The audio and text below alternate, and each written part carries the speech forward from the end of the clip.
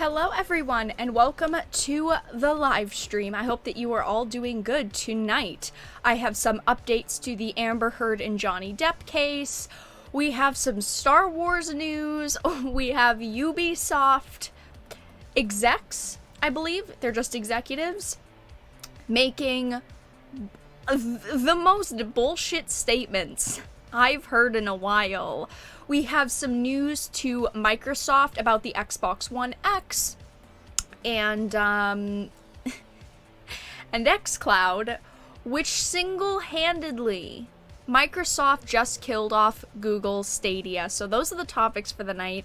Welcome in, everyone. I hope that you guys are doing good. I'm pretty excited to talk about the official death of Stadia. I've talked about Stadia quite a lot here on the channel. I just think that Stadia was an okay idea, and we see where it went, which it went to nowhere land. Unfortunately, it just completely fell flat at launch, so I'm kind of excited, honestly, to see someone officially kill off Stadia, and that just happens to be Microsoft. Just happens to be Microsoft. We do, like I said, have some updates on the Amber Heard and Johnny Depp case. Amber Heard, this case just continues to evolve. You think that it's gotten to its worst, because it sounds like their relationship as a whole was just very dysfunctional. It sounds like their relationship was just pretty poor from the beginning, but it continues to escalate and continues to escalate. And it's not funny in a way, because we're talking about abuse and we're talking about these, adultery, we're talking about these awful things. But just the way that they've presented them, like the way that Amber Heard has defended herself through this is just, it's comical. It's honestly it's just comical. Are we in for a night of news? Please let me know if the audio's good. Hopefully it is. What's a Stadia? Google Stadia. I'll explain it when we get to that point. But Google Stadia was another failed Google project. It was supposed to be the future of gaming. It was supposed to change the way that gaming was and all of these things. And it speaks for itself. You've never heard of it. It just completely fucking fell off the map because just, unfortunately, of how poorly executed it was. It wasn't a bad idea, and I still don't think that it's necessarily a bad idea. But we see where it went, and that was nowhere. I like fired up Varadark. I don't usually get fired up about many things, just because at the end of the day, we're talking about video games and entertainment, but sometimes I do get extremely upset about things and fired up about things. I wouldn't call Google Stadia firing me up, but it will make for a good laugh for the night. It will make for a good laugh. Sadness and woe. All we have is sadness and woe. What? No. Too much SJW bullshit. I could second that. Definitely. I could second that. I used to be a fan of Amber Heard. Now I'm not so sure about her. So, Amber Heard, in my opinion, now this is just my opinion, she's like a B actress. She's really not that great. She's never, okay, so she's been in Aquaman, right? She was pretty good as Mera. Pretty good role. But I feel like anyone could have played Mera. I feel like Mera isn't obviously this huge character, and she doesn't seem that hard to play. She's not this huge role in the stories or anything, and I just feel like Amber Heard is an okay actress. She's an attractive woman. She does an okay job at acting. Yeah, I'll give her those things, but how she is behind the scenes from what we've heard is just Stadia will never die. not good. It will only grow stronger. Not good at all. STAIDIA will prevail. Thank you, Frank, for the $5 donation. Stadia will prevail, while Stadia's not prevailing anytime soon, I don't think. They want her replaced with Emilia Clarke. I'm not the type of person to instantly think, like, let's get rid of this actress and let's replace her with this person. Just because I don't think that she did a bad job, but the problem is how she acts behind the scenes, and a lot of companies, surprisingly, have been pretty quiet when it comes to the case between her and Johnny Depp. You know, we all know that Johnny Depp got dropped from all of his roles instantly as soon as accusations were made. But now that all of these bad things are coming out about Amber Heard, and they're true, some of them are true and they're proven to be true, none of these companies are speaking up. It just kind of shows how Hollywood acts, that, you know, men, as soon as an accusation comes out, they fire them, but if it's a woman, no, we need real harsh evidence, and you can't just be accusations, which is the way that it should be. I think that people should be innocent until proven guilty, but unfortunately that's just not the way that Hollywood and a lot of industries unfortunately work. It's not just Hollywood that acts that way, it's not just this industry. What happened to Johnny happens to men in our centric society all the time. Yeah, Johnny Depp deserves better. I gave up on Stadia a month ago. Well, congratulations to you, because you went 6 months longer than most people did. I guess 8 months, because it launched in November. So you went 8 months longer than most people did. Oh no. You guys don't understand. I could make so many poor, distasteful jokes about Google Stadia just because of how shitty it did. If there's someone that worked on Stadia that wants to ever talk to me, even if the conversation never goes public, I would love to know what went through your minds. I would love it, because I feel like I understand the vision of what they wanted with Stadia, but I just feel like they went from wanting something to making something different. I guess that's what happens when you're developing things. Ideas change and the situations change, but my goodness, did Stadia go nowhere. Alright, you guys, we are going to start off with the first topic of the night, which is going to be the Xbox One X and Xbox One S all digital discontinued ahead of Xbox Series X release. I'm going to give you all a warning here. I might a few times get Xbox One X, Xbox One S, and Xbox Series X mixed up a little bit. It's very confusing. I just want to rant about this for 1 minute. I hate what Microsoft did here. I think that this was the stupidest naming of consoles. You have the Xbox One, you have the Xbox One X, you have the Xbox One S, but then next generation is the Xbox Series X. I swear, if they make an Xbox Series S, my mind is just going to be blown. Why did they not name these consoles better? Why are they named so poorly? I mean, even the Xbox Series X, why?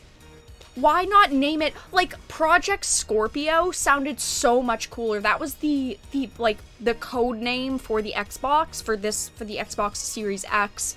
That sounded so much cooler. Why didn't you name the Series X, like, Xbox Scorpio? That would have been so much more interesting, and no one would have gotten it all mixed up. But the Xbox One X and One S, all digital, are being discontinued ahead of the Series X release. The end of the road for these Xbox One consoles. The Xbox One X and the Xbox One S all digital edition have been discontinued ahead of the Xbox Series X release later this year, Microsoft has confirmed. Saying these names, they kill me. They kill me. Rumors that Xbox One consoles were being discontinued emerged last week when a Reddit post by an alleged Target employee claimed that the company's internal database was listing both the S and the X as being discontinued.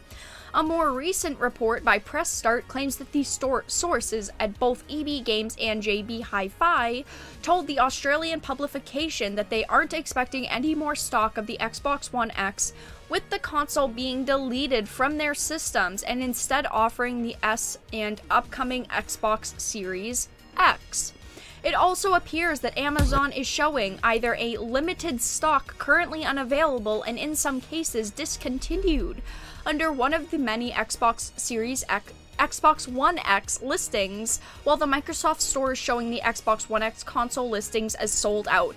So due to the coronavirus, a lot of people instantly assumed that because all of these major retailers and on Amazon, it said limited stock and currently unavailable, a lot of people just assumed that it was because of the coronavirus. Obviously, there are a lot of production problems in every industry. I mean, let's look at technology here.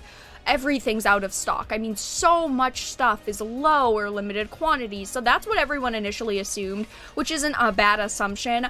I mean, I wasn't expecting, to be honest, Microsoft to just completely discontinue the Xbox One X right now. Like, I understand that they're getting ready for the next generation of consoles, and I understand that they really want the next generation of consoles to sell. I do think that a lot of people are looking forward to the next generation of consoles, but to discontinue it now just seems a little bit odd.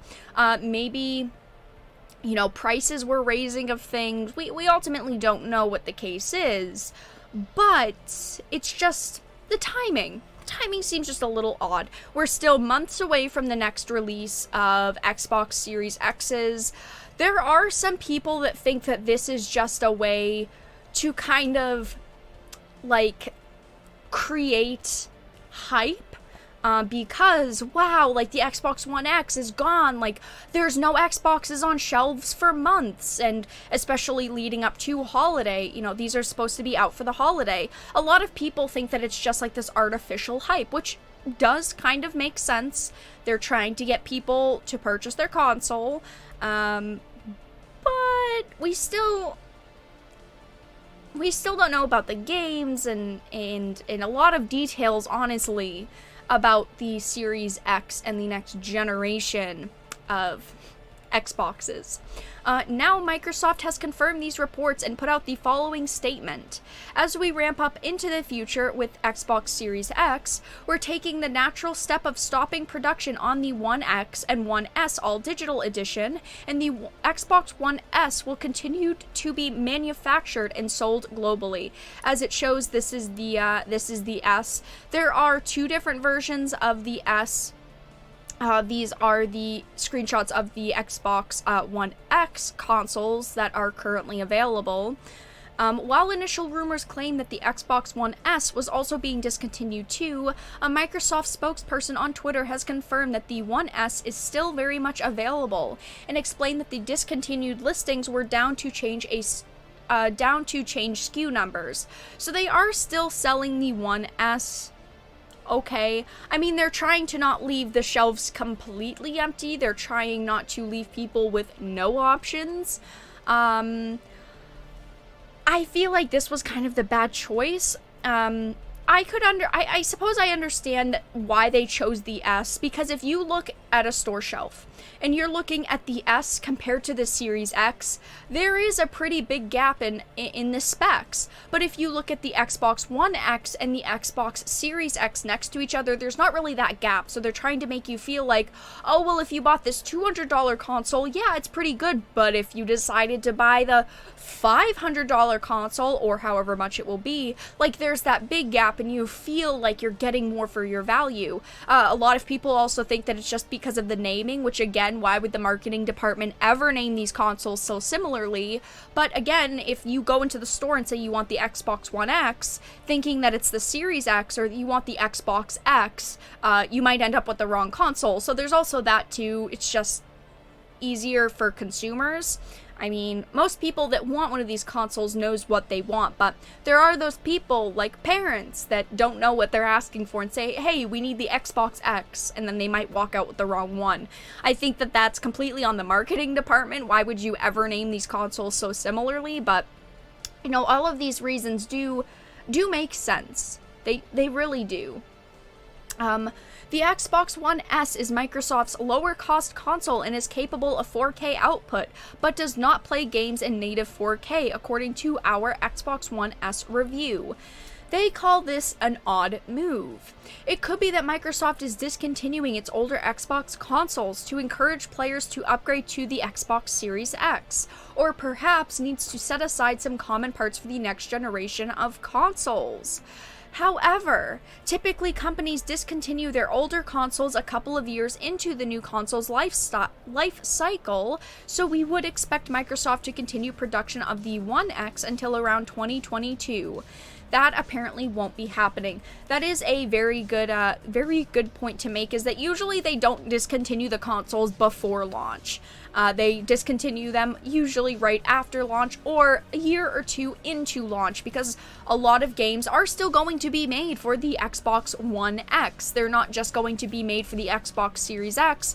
A lot of them are going to be made for the One X as well. So you would think that they would want to keep them on shelves, and because those ones, the One X is going to be cheaper than the Series X, you would think that they would want kind of that mid-tier. They have the S for the low tier, the X for the middle tier, and then the Series X for the high tier, but they just don't seem to be doing that.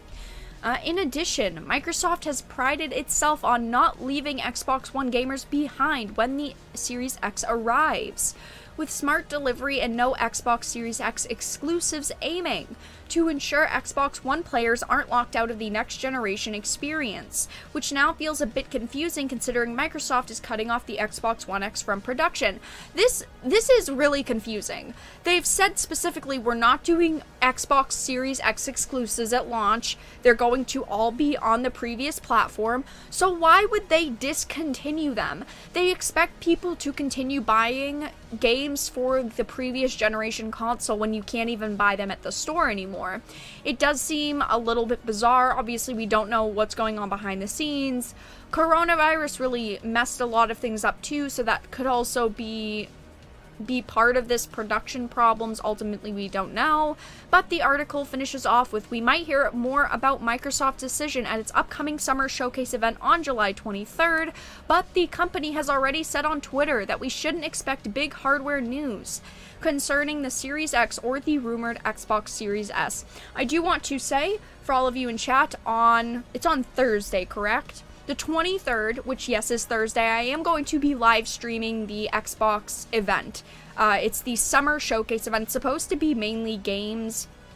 Don't know how long it's going to go, but it is at 12 p.m. Eastern, 9 a.m. Pacific. That's the right conversion, I think, but it's at 12 p.m. Eastern. I will be live streaming it here on the channel. Hopefully we'll get some good news. I know that they're supposed to be showing a lot of like Halo Infinite and a lot of their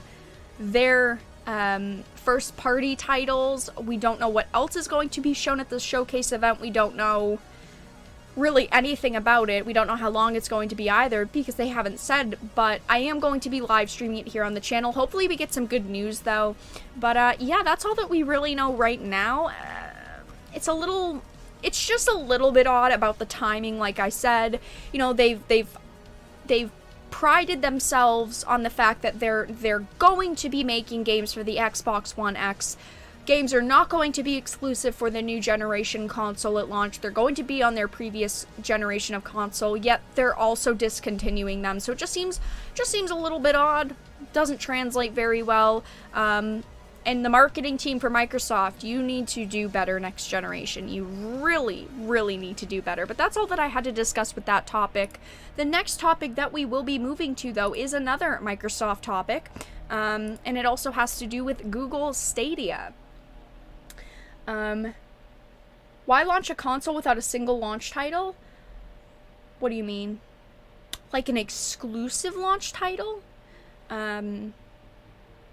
Is that what you mean, Rez? Because they are making new games that are going to come out with the launch of the console. They're just not going to be exclusives. They're also going to be on the previous generation of console, which is a good move. I'm not saying that that's a bad move at all. I think that that is actually a really good move. You're literally not forcing people to buy your newest console at launch to play the games that they want. But if you're discontinuing the consoles, it's going to create a problem. I know that most people that want their consoles have them right now. If you want an Xbox One X, you probably have it already. But people expect console prices to go down right before launches of the next generation of consoles. Usually they go down by a little bit. Marketing's really high. People are really excited. I think that it's great that they're putting those games on the previous generation of console, but it's not great that they're discontinuing them even before the launch of the newest console. The next Xbox is coming out with Windows 11. Never. Yeah, that's a conversation that I do want to have. I think that Microsoft is done they're done with making consoles. I think that this is it. I think that they are just they're done. Which there's a lot of evidence that does point to that. Obviously, with them launching things like xCloud, that helps a lot to back that up. But I would like to talk about that at some point. Launch title. This is the reason you're buying this new hardware, Super Mario Bros., Halo, etc. Right. Well, the new Halo game is a launch title for the Xbox Series X. Oh, the names. The names are killing me here. They are absolutely killing me. What are we gaining from the newer consoles?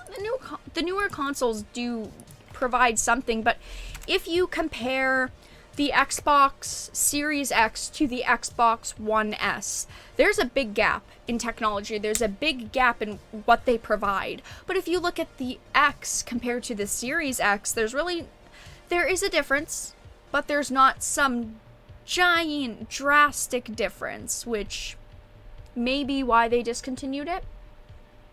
I thought the new Halo game was a year out. Xbox One, no, Xbox Series X launch titles.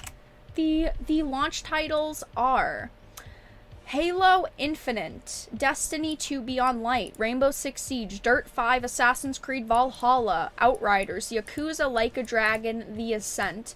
Halo Infinite is supposed to be a launch title as well as Valhalla. What else?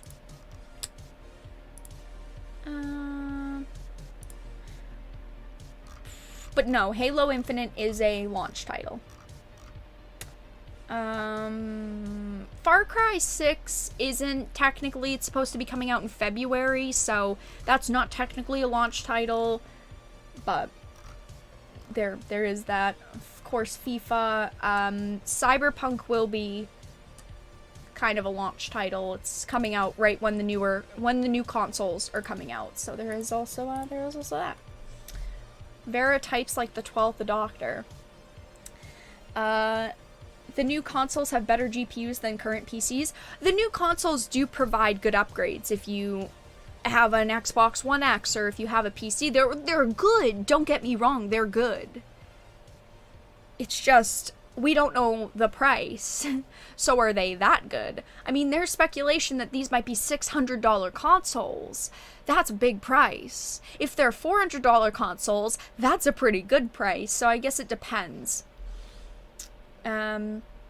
Alright, so we are going to move on to the next topic of the night, which is going to be another Microsoft topic, but it is about the xCloud and also kind of the death of Stadia. So Microsoft is launching xCloud streaming free with Xbox Game Pass Ultimate in September. I rave about Game Pass Ultimate. So Xbox Game Pass Ultimate provides you with hundreds and hundreds of games that you get unlimited access to for $15 a month. $15.99? $15 a month. And I rave about Xbox Game Pass all of the time. You also get Xbox Live Gold, Xbox Gold, is that what it's called now? You also get the online. I really like Xbox Game Pass. I use it. You can play it on your Xbox console, but you can also play it on your PC, which is a huge reason why I really like it, because it's got that versatility. For $15 a month, they put on pretty damn good games. Like Red Dead Redemption 2's on there, Destiny's on there. I mean, there's a lot of good games on there. Well, maybe Destiny's not the best, but you all get my point. Streets of Rage 4 went to Xbox Game Pass at launch as well. But xCloud has been very hyped up. xCloud is something that is very important, and this single-handedly kills Stadia. So, Microsoft to launch xCloud streaming free with Xbox Game Pass Ultimate in September. Microsoft is planning to launch its game streaming service, currently known as Project xCloud, free to its paying Xbox Game Pass Ultimate subscribers in September. So if you pay the $14.99 a month subscription, you get access to it. The xCloud service will allow Xbox players to play games on mobile devices, or even start a game on their consoles and resume it on their phone or tablet. Xbox Game Pass Ultimate combines Xbox Live Access and Xbox Game Pass subscription, and starting in September, xCloud game streaming into a single $14.99 monthly subscription. This is huge. So first of all, it's coming out in September. We expected it to be out in December, maybe January, so it is coming out sooner than we thought. And I was expecting it to be a different cost. I was expecting it to be maybe like $5.99 a month, maybe even a little bit more, maybe even like $6.99, $7.99. But if you pay the $14.99 monthly subscription, which, look at me, I already pay for, you get it included into that without the price going up. So Microsoft is promising that more than 100 Xbox Game Pass titles will be playable on a phone or tablet when the streaming service launches. We don't know what Xbox Game Pass titles those will be, but it doesn't sound like a bad start. Obviously, all services have to start somewhere. I know that we all want everything to launch instantly, but I want to give it a chance. More than 100 sounds pretty good at launch. Microsoft isn't detailing which countries will be supported at launch just yet, though. The company has been building out its data centers across the US and in parts of Europe with the Xbox One S blades to stream Xbox games through xCloud, and Microsoft will upgrade these servers to Xbox Series X hardware in 2021. So Xbox Game Pass Ultimate will be the only way to access xCloud streaming at launch, but it won't always be limited to Microsoft's top subscription tier. Now, I've talked about Google Stadia a lot here on the channel. I've talked about Google Stadia's launch, I've talked about its possible success, and I've talked about its inevitable failure. Google Stadia launched at a very odd time. It launched with I don't know how to say it, I guess just a lot of mystery around it. We didn't get a lot of details about Google Stadia until 2 weeks before it launched at a press event. That was it.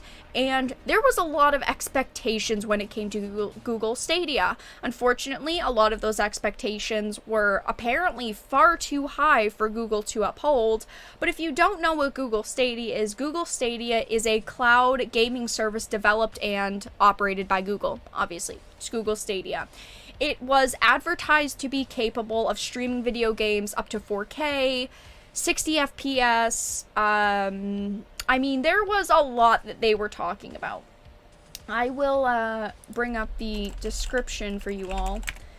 But its launch was pretty tragic.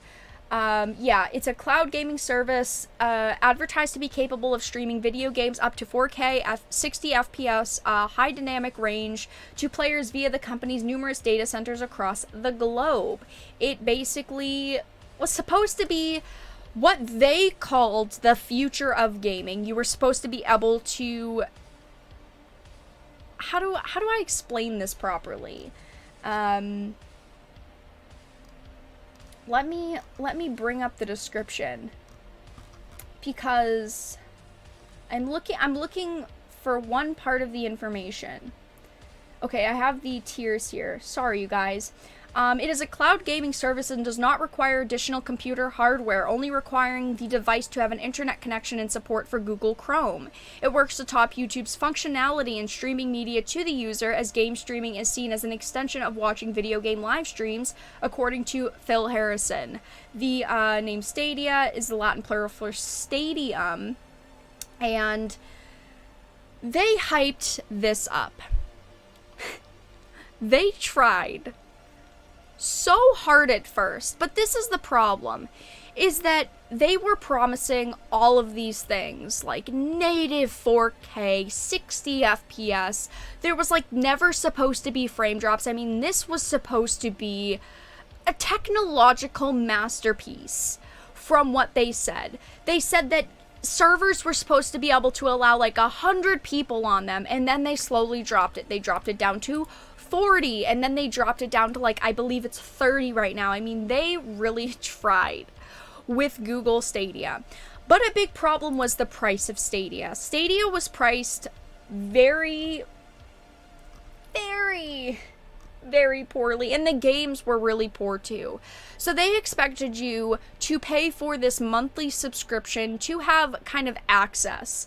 So you were supposed to be, let me find the prices really quickly. Google Stadia prices.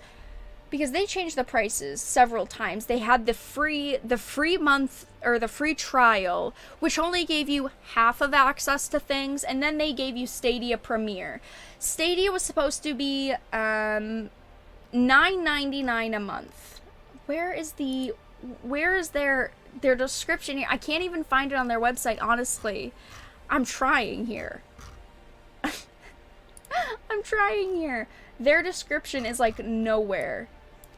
Subscription cost. Okay, yeah, it was supposed to be $10 a month, which gave you access to play games in 4K. Like, who sells you a subscription and says, hey, we're gonna sell you this subscription for like $10 a month. You get no discounts on games, but we're going to allow you to play games at 4K. It was shit. It was shit from the very beginning. It honestly, it was. And then they expected you to pay for like the Chromecast, and it just didn't work out. That nothing worked the way that they wanted it to. It has awful lag. 4K was shit. It didn't work properly. I mean, people were having so many problems. I remember hearing at one point that people's Chromecasts were literally overheating when they were trying to play games at 4K. That's how awful this went. But this xCloud announcement single-handedly kills Stadia, because it's just instantly so much better. You automatically get access to xCloud with your $15 a month subscription, where you also get other things. Yes, another huge problem with Stadia, as I see in chat, was games. They launched with very few games, and a huge problem was that they expected you to pay full price, $60, for games at launch in November, like Mortal Kombat 11. At that point, Mortal Kombat 11 was already $35, down to $30 most places. They expected you to pay full price for games like Destiny and Mortal Kombat, and the prices were outrageous. You would think that launching something like this, the prices would be better. If I'm going to play a digital game like this, I want it to be maybe half the price, but they just couldn't bring that to the table. And I think that Google Stadia, at its core, wasn't an awful idea, but the execution of it was just so poor. And that's why it didn't go anywhere. I didn't instantly want Google Stadia to fail. I wanted there to be an option for people that didn't want hardware, that didn't want to have a bulky console or a bulky PC, and still wanted to play some new games. But even a lot of the new games that were coming out were delayed, and they weren't coming out at launch. Like, look at Cyberpunk. Cyberpunk was supposed to be on Stadia at launch, and then they announced it's not going to be on Stadia at launch. Let's look at this, though. Over time, we will continue to expand how we introduce streaming as part of the platform and playing games that you own that aren't part of the subscription, says Phil Spencer with an interview with The Verge. For launch, we're putting it in Ultimate for no additional cost. We think it's a good audience for us to start with, and it's an audience that plays a lot of games. So to me, this sounds like at some point they will actually give it its own price or raise the price of Ultimate. They're saying for launch, we're putting it on Ultimate at no cost, which isn't a bad idea. If you want to get people interested in xCloud, you need to give them a way to try it, whether that's a free month 3-month trial or even adding it into Ultimate's price, I don't think that this is bad for the launch of xCloud. I think that it is going to get a lot of people interested in it. But my worry here is that they're saying for launch, and in 3 or 4 months, once it's launched, the price will go up and maybe Ultimate will go to $25 a month, or it will be a $10 edition for xCloud. And I think that that could really hurt xCloud, but I'm going to give it a chance. We will have to see what happens. They may never change it. It may literally just be included with Xbox Game Pass forever. We don't know. But that's a lot of speculation, but I really hope that xCloud launches and they don't complete 180 it and turn it into bullshit. While everyone accessing xCloud game streaming in September will do so through a phone or tablet, Microsoft isn't detailing which devices will be supported just yet. The software maker has been involved in ongoing discussions with Apple over App Store policies that have prevented Microsoft from testing xCloud with the same features as the Android version. Microsoft started testing xCloud on iOS devices earlier this year, but the test has been limited to a single Halo game. We want to bring xCloud eventually to every screen that someone can stream games to.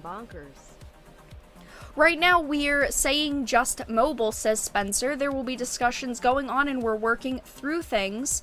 We'll talk more specifically about which mobile devices through August and September launch. So that's all that I really had to discuss with the Microsoft and xCloud situation. xCloud single-handedly kills Google Stadia, and Google Stadia, everyone, repeat after me, is dead. It's dead. I think that we can end the Xbox discussion there. Microsoft, good for you. Thank you, Christopher, for the $5 donation. I do appreciate it. Those Stadia pop-ups drove me effing bonkers. I got a lot of Google Stadia ads when Stadia came out as well. Yeah, definitely. Definitely. Oh, Google Stadia. They put not enough effort into Stadia itself, which is a shame. I thought maybe it could have been good.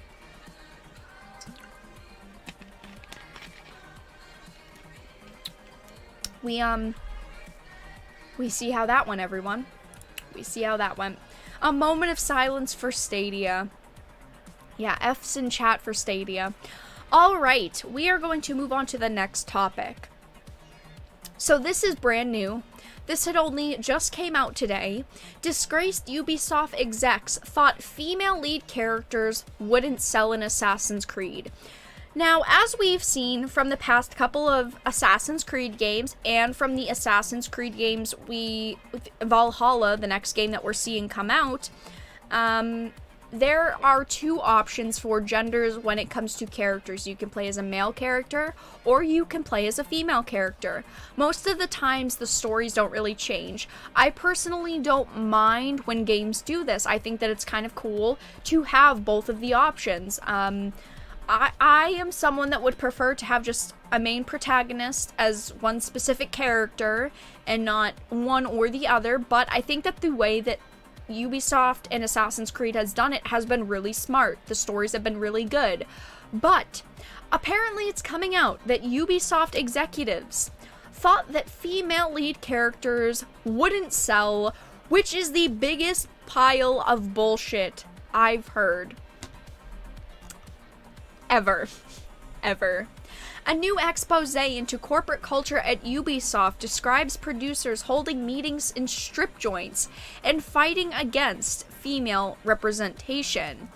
More alleged details of sexism and harassment at Ubisoft have emerged, as well as how much certain execs fought against female leads in games, including Cassandra from Assassin's Creed Odyssey. The report by Bloomberg journalist Jason freaking Schreier claims that several senior Ubisoft staff members encouraged a misogynistic culture that kept out women from both creative roles and as leads within the games themselves. Supposedly, a male playable character was only added to Assassin's Creed Odyssey after Chief Creative Officer Sergei Haskowit, I hope that I'm saying that right, who it's claimed regularly held meetings in strip joints, insisted that women don't sell. This creative officer, chief creative officer even, knows nothing about gaming and the gaming industry and what sells and what doesn't. He apparently is insisting that women don't sell in games. And I would like to point to all of these options, all of these characters, and all of these games. Let's talk about Lara Croft in Tomb Raider. Let's talk about Aloy in Horizon Zero Dawn. How about Bayonetta? How about Hellblade? Senua's Sacrifice? How about Metroid? How about The Last of Us? What about the Resident Evil games? What about like Clementine in Telltale The Walking Dead? I mean, I could go on with female characters that are leads in games that have sold amazing amounts of copies. I mean, we are talking about games that have been up for Games of the Year and that have sold tons of copies just in the first one. Let's look at Tomb Raider. Let's look at Horizon Zero Dawn or Bayonetta. These are not franchises that are small, and these are not female characters that no one knows about. If you know about video games, you most likely have heard about Lara Croft. You've most likely heard about Bayonetta. I mean, if he thinks that female characters don't sell or women don't sell in games, he probably needs to re-look at the gaming market. He also apparently de-emphasized the role that Evie was set to play in Syndicate and prevented a plot twist that would have seen Bayek's wife become the main character halfway through Assassin's Creed Origins. Although she had more of a minor role than her twin brother, in 2015 Evie became the first playable female character in a mainline Assassin's Creed game, 8 years after the franchise first emerged and at a time in which it was still receiving yearly sequels. Last month, Ubisoft suspended 2 vice presidents, with the latter resigning shortly. More recently, Ubisoft Canada managing director and global head of HR also resigned, along Haskowit, which is the man that said, "Women in games don't sell." Ubisoft has also admitted that it has fallen short in terms of investigating complaints of harassment, with the Bloomberg report suggesting that the former executives had been acting freely for several years, and that their conduct was well known throughout the company. There is a lot coming out about Ubisoft right now, and a lot of the divisions of Ubisoft. A lot of the rumors that are coming out, or a lot of the news that is coming out, is disgusting, and a lot of it is bad. But to focus on the point of me talking about this, which is that this executive is saying that women don't sell, that's complete and utter bullshit. I understand that most games, or a lot of games, let's say, because I don't want to say most games, a lot of games focused around a male protagonist. We are seeing more and more females in games all of the time. Let's look at Assassin's Creed Valhalla, for example. It's supposed to have a male playable character and a female playable character, and we're seeing more and more games offer those options. I think that that's great. I'm personally someone that doesn't really care if I play as a male or female character. I just want to play as the character that they've written for the story. To me, it doesn't bother me. I'm not the type of person that says I'm not going to play a game just because it's not a specific gendered character.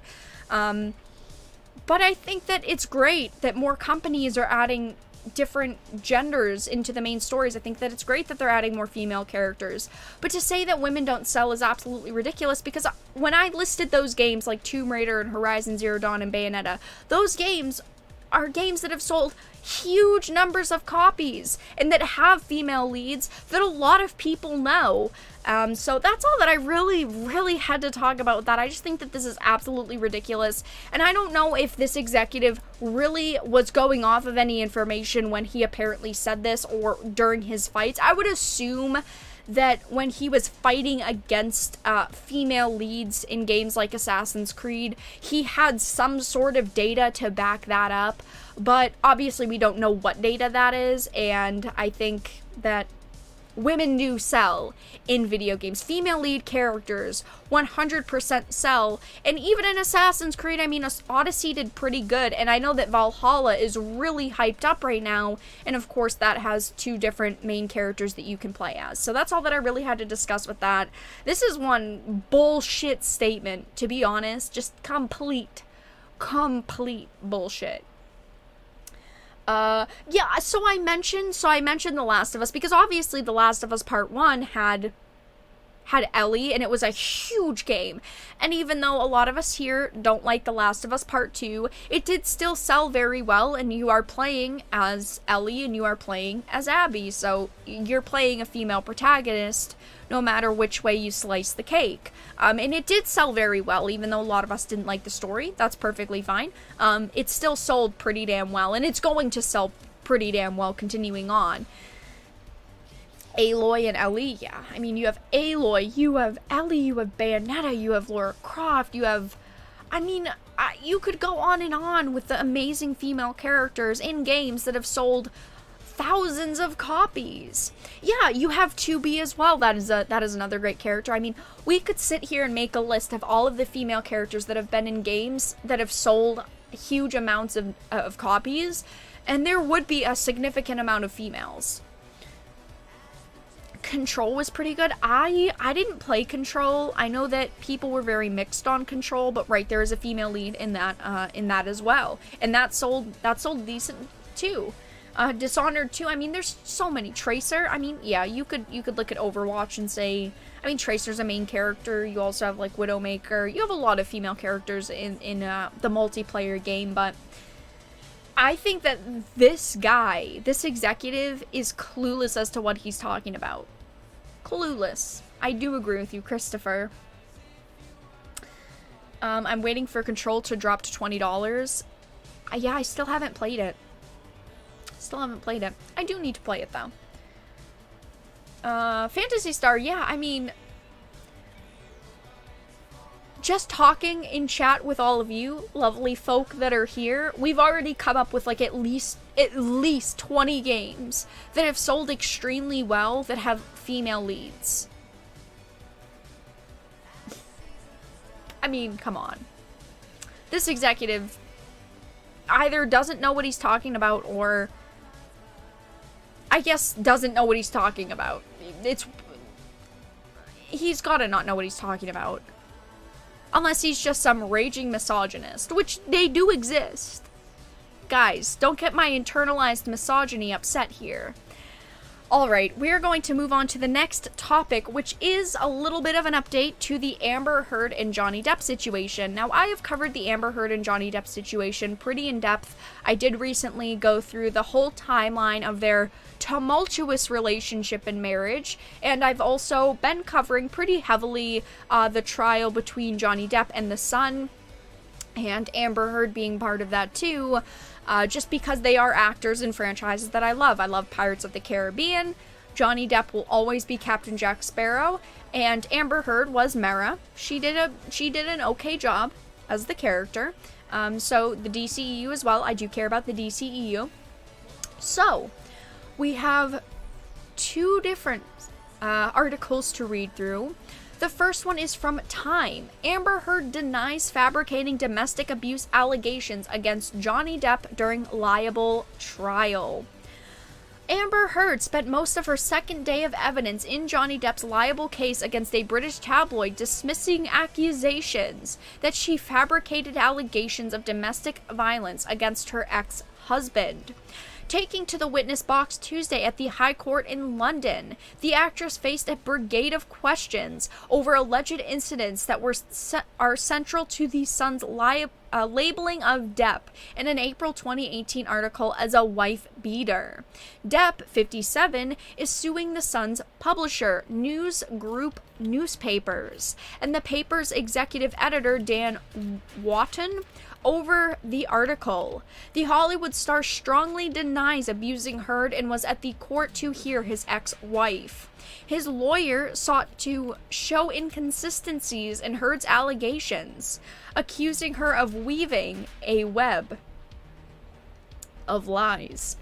"You're making this up as you go along," Laws said to Heard, to which the 34-year-old actress replied, "All of this happened to me, and I remember it."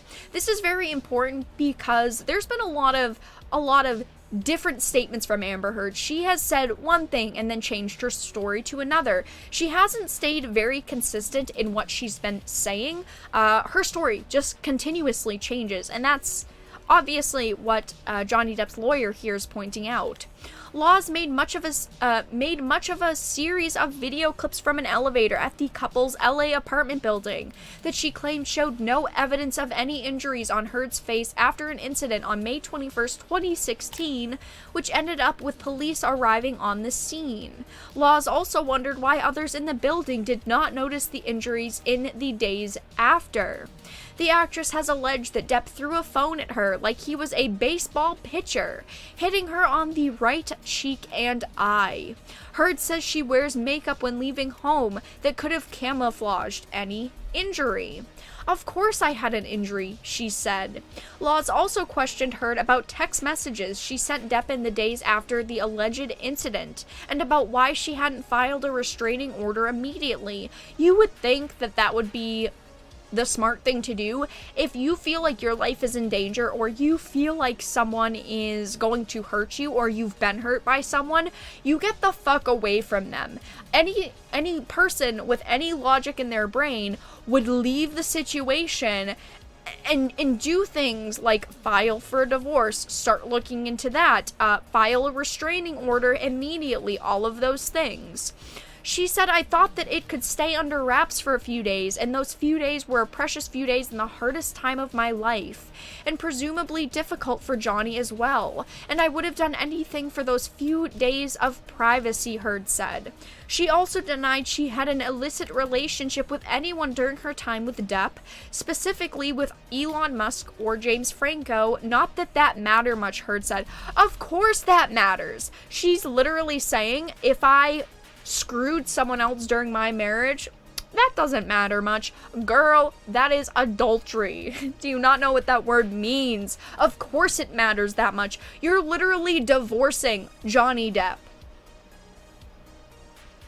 Don't you think that that's kind of important?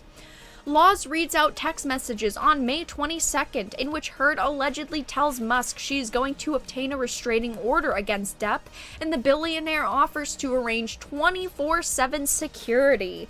Wow, Elon Musk, what a simp.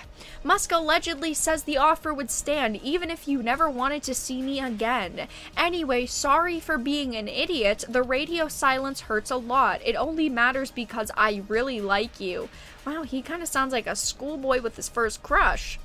On Monday, during her first day of testimony, Heard accused her ex-husband of abusing her both physically and verbally, while he was allegedly binging on alcohol and drugs, claiming that at various times during their tempestuous relationship, she feared for her life.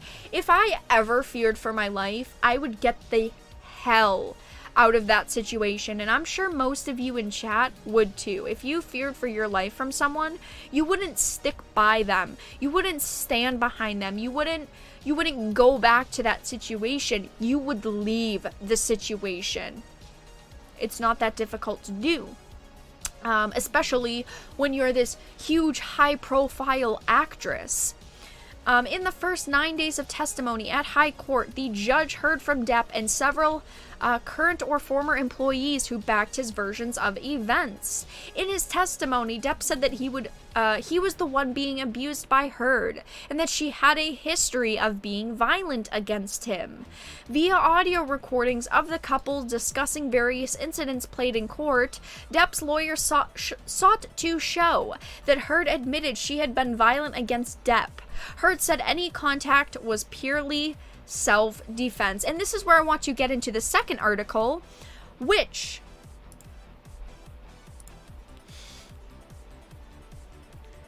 just adds fuel to the fire. Amber Heard admits she hit Johnny Depp in secretly recorded audio clip. A recording of Amber Heard and Johnny Depp's fight was played in British court on Monday, where the former admitted to hitting her ex-husband. The audio was secretly recorded by the Pirates of the Caribbean star after his fight with Heard, where she called him a baby and goes on to confess, "I'll hit you." The tape was presented to the court by Depp's camp to respond to Heard's statements in court of her never inflicting physical violence on Depp. In the recording, Depp can be heard insisting that his ex-wife had punched him with a closed fist, with Heard responding by saying, "That's the difference between me and you. You're a baby. You're such a baby.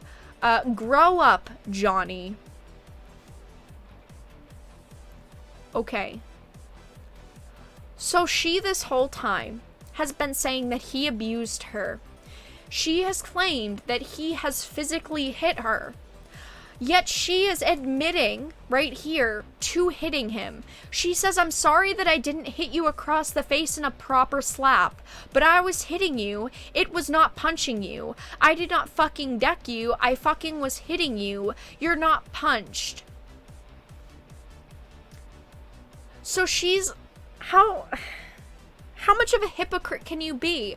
You're complaining that someone is hitting you and abusing you, yet you're literally saying it's okay because you're hitting him because he's a fucking baby? What kind of bullshit is that? "I did not deck you. I was hitting you. You're not punched. I also know what the motion of my actual hand was, but you're fine. I did not hit you or hurt you. I did not punch you. I was hitting you. I can't promise you I won't get physical again." Seriously. She's been complaining this whole time he abused me, which he may have. I'm not saying that he did not. I am not saying that he did not hurt her in any way. But she is admitting on this tape to abusing him. But saying it's okay because she didn't do it with a closed fist, because she did it with a hand, that's okay. That's the definition of assault, Amber Heard. Depp can also be heard saying at one point on the tape, "I left last night, honestly. I swear to you, just because I couldn't take the idea of any more physicality, more physical abuse on each other. Because had we continued it, it would have gotten fucking bad. And I told you this once. I'm scared to death that we are a crime scene right now. I did start physical fights, yes, so you did do the right thing," says Heard. "What is your excuse when there's no physical fight and you still run away? You can still call me names. You're a hypocrite. You're a baby. If they give a taste of it to you, you lose it, but yet you dish it out." She is literally saying what she is doing. She is calling him a hypocrite for the same thing that she's doing. Depp responds saying, "If things get physical, we have to separate. We have to be apart from one another. Whether it's for a fucking hour or 10 hours or even a day. We must. There can be no physical violence towards each other so that we don't kill each other or even worse, really kill each other or break up or whatever," he adds. On Monday, Heard testified for the first time on the witness stand, saying she had only thrown things at Depp to escape physical violence and mental abuse at the hands of her then husband. She said that she felt like her life was threatened and she tried to defend herself, and that started to happen years into their relationship. It just sounds like their whole relationship this whole time has been very bad. It has not been a very healthy relationship, which is unfortunate to hear. Usually when we hear about celebrity relationships, most of the time, it's sad to say, they're not going very well. That's all that I really had to talk about with the Amber Heard and Johnny Depp case for tonight, though. just because there's still a lot of speculation around things, and I do want to say again that I'm not saying that he didn't do anything bad to her. We are hearing that yes, she did at some points feel like her life was possibly in danger. But the problem here is that she's calling him a fucking baby because he didn't like that she hit him, yet she's going to the press saying, oh, he hit me, he did these awful things to me, when she did them to him herself. Do you all see the problem with that? She is literally admitting to abusing Johnny Depp. And a big problem for me is that Johnny Depp was accused of doing bad things. He was accused by Amber Heard in the Washington Post article, in the op-ed that she had done in 2018. She said that he abused her physically and verbally, and he lost all of his roles instantly. Yet she is being accused of doing awful things like abusing someone else. And there's evidence of her admitting to doing these things, and the companies like L'Oreal and Warner Brothers have stayed silent. I know that Hollywood is full of hypocrites, but wow, does this really show the true colors of Hollywood? I believe that innocent until proven guilty should be upheld. And the way that companies are doing it in the Amber Heard situation, where they're saying we need more evidence before we will fire anyone or we will take action, is the way that it should be. But it wasn't that way when it came to Johnny Depp, when Johnny Depp was accused of doing awful things. So that's all that I really had to discuss with the Amber Heard and Johnny Depp situation. Wow, though. The fucking hypocrisy of it all. The hypocrisy of it all. Whew. Amber chicks are everywhere, unfortunately. Why is this so important? So what? She gave him a love tap and called him a baby. Hitting someone is not a love tap. It's important because Johnny Depp was fired due to accusations, yet all of the companies around her have been silent. It's still abuse. She went to newspapers saying she was abused, yet she was abusing her husband when she was complaining that she was being abused. I'm not saying that she wasn't abused, but don't you see the problem in that? Oof. Hollywood just swept all of their crap under the rug. The rug is the hill where the Hollywood sign is. Ooh, Ken. Ooh, taking shots. Taking shots. My goodness. Yeah, Johnny is doing well in the court case. He is providing, his lawyers have done a fantastic job. They've provided a lot of evidence. They've really backed up his claims. And a lot of the people surrounding Johnny Depp, like people that worked for him, and also his ex-wives have also defended him. So that's good for him. That's good for him. They've really gone hard, and they've really done a good job so far.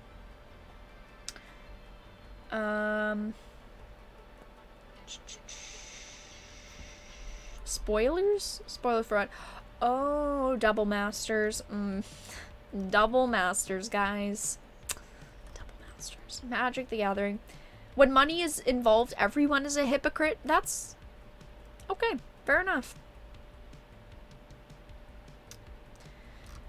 I'm just checking something really quickly, you guys.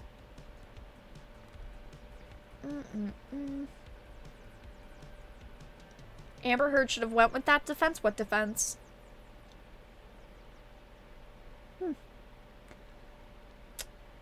But, wow. I will continue to update you all when this situation escalates. We're in week 2 now of the battle between Johnny Depp and the Sun newspaper, so it will be interesting to see what else happens. And of course, I will update you all if there's any other big news that comes out about the situation, for sure. Yeah. I'm glad the truth is working itself out, because in the end it's really hard for justice to determine who's right and wrong when sly monsters like Amber are involved.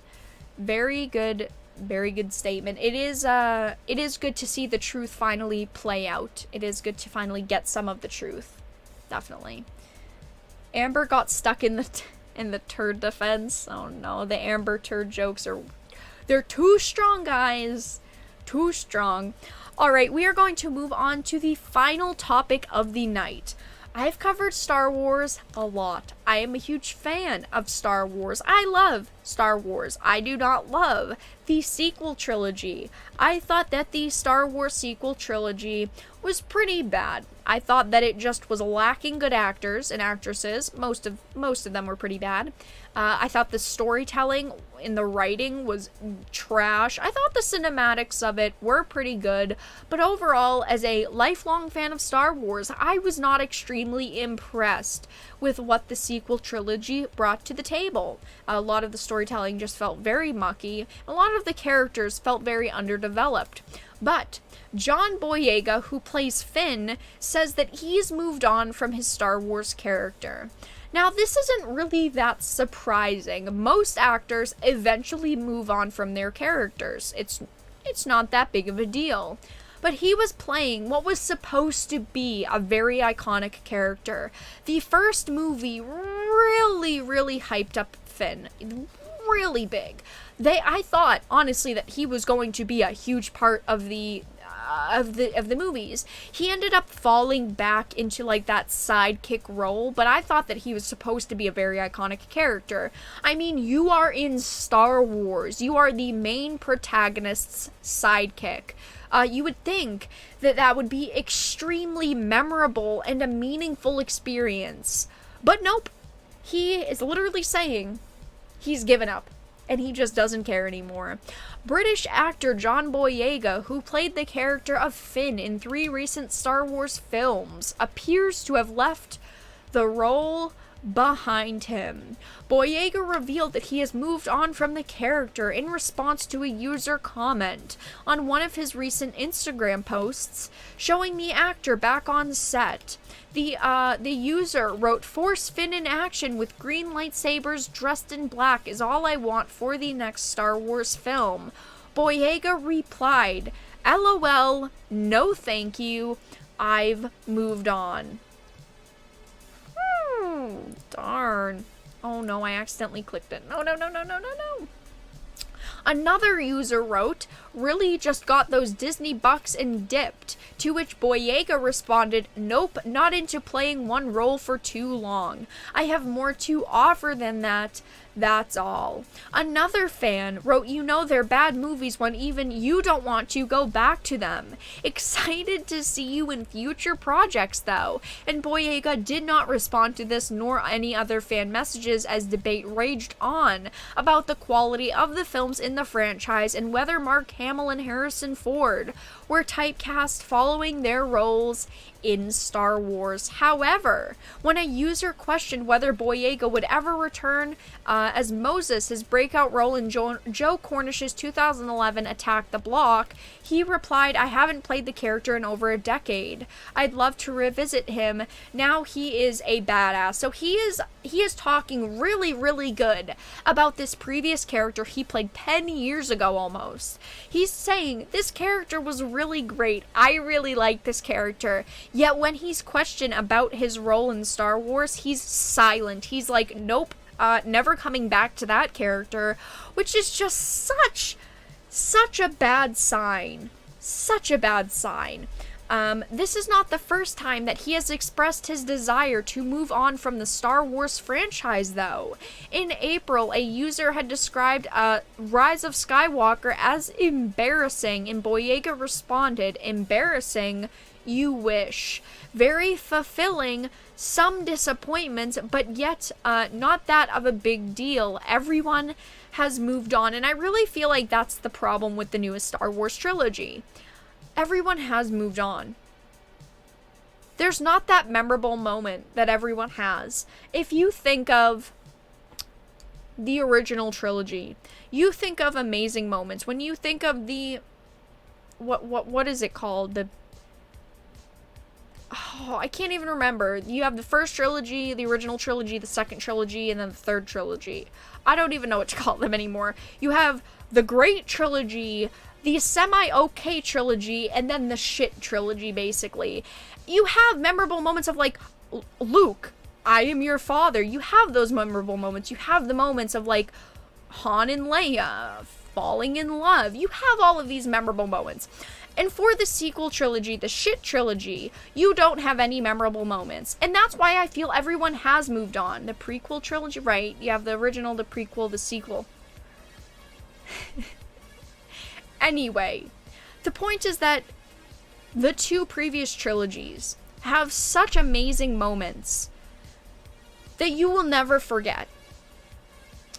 But the sequel trilogy just had nothing. And even for the actors, like John Boyega, he is even admitting that he has moved on.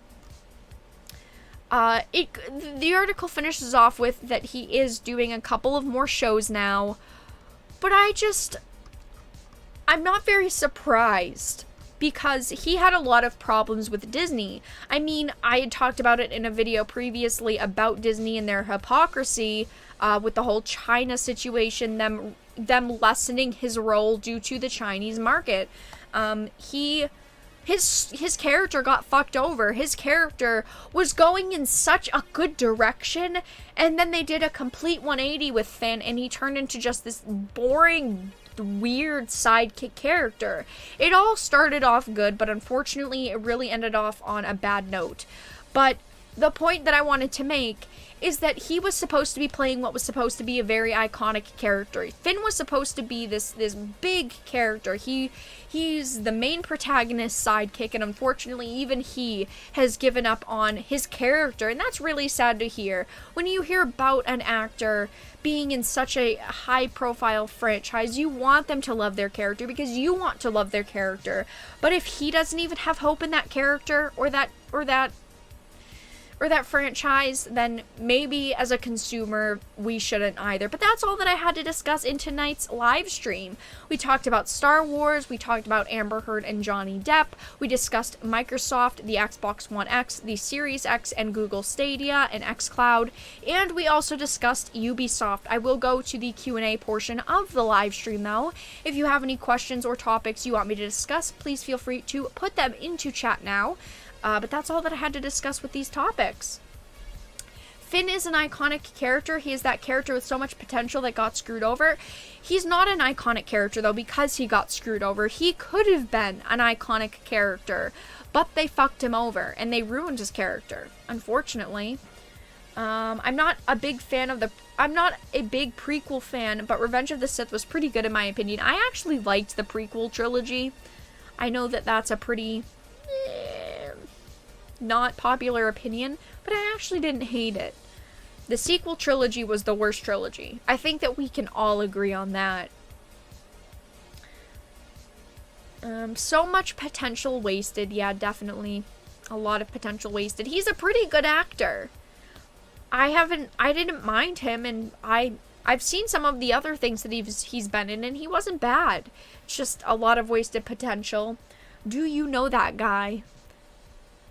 That guy? Question mark. That guy. Yeah, did you see what they did to the Finn in the China poster for the film? Yeah, I had mentioned it in a previous video. If you go to my channel and you type in Disney, I had actually talked about Disney and their virtue signaling and how that was a huge problem. You know, they say that they stand for human rights and all of these great things, yet they'll censor a poster for their Chinese overlords, basically. The prequels sucked, but they weren't offensive. That Disney trilogy was insulting. I agree. The Disney trilogy was insulting. That's a good way to put it. That is a good way to put it. I'm a fan of the prequels. It's my favorite trilogy, even though I like the originals are the best. But whatever issues you may have with the first 6 movies, at least the first 6 had a direction. Phil, you are correct. You are definitely correct. A lot of F's we have to press tonight. Yeah, we have F's to press for Stadia, F's for Amber Heard's defense, F for Star Wars, lots of F's, definitely. Mickey Mouse, the motherfucker. Oh, Mickey, you just had to go. You just had to go and ruin everything. When Disney got a hold of Lucasfilms and Star Wars, I thought that they would have done a decent job. We're talking about Disney. They have so many resources at their disposal. Unfortunately, they don't have a lot of good writers at their disposal. That sucked. It could have been good. Disney had a lot of potential with Star Wars, but wow. I mean, I think, like, The Mandalorian is great. I'm excited about the Obi-Wan series, but the sequel trilogy was bad. Stadia will prevail, Frank. Frank, when Stadia goes on sale, I'll buy you one.